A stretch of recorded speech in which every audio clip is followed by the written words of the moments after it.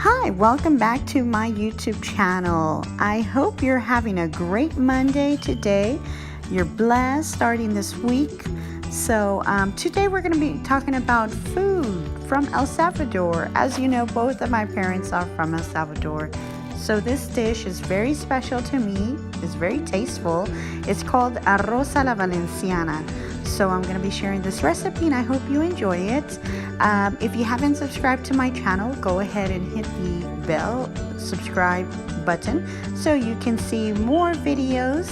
And I want to say thank you and a special shout out to Ale Beltran, one of my subscribers that is constantly giving me thumbs up and likes and feedback.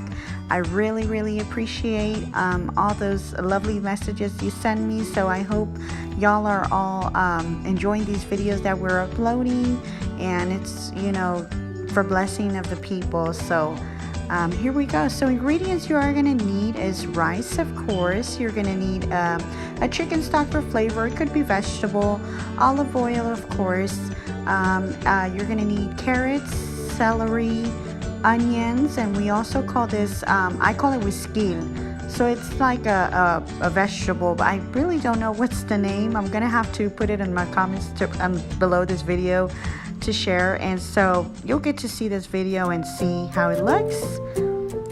And so we have our chopped Güisquil and carrots, onions, green pepper.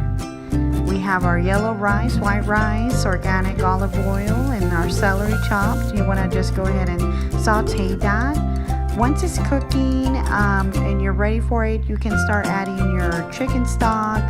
I also put a little bit of wine, boiling water, and as you can see, I also added olives. So this is pretty much how this rice is. I know it was fairly short. It doesn't take too long. At the very end, once your rice has cooked, you can add some Parmesan cheese just to give it that extra oomph to your rice. So I hope you've enjoyed this video. I know it was quite short and sweet, but if you have any questions, just let me know and we will be commenting back if you have any questions about the rice. So hope you have a great Monday and stay blessed.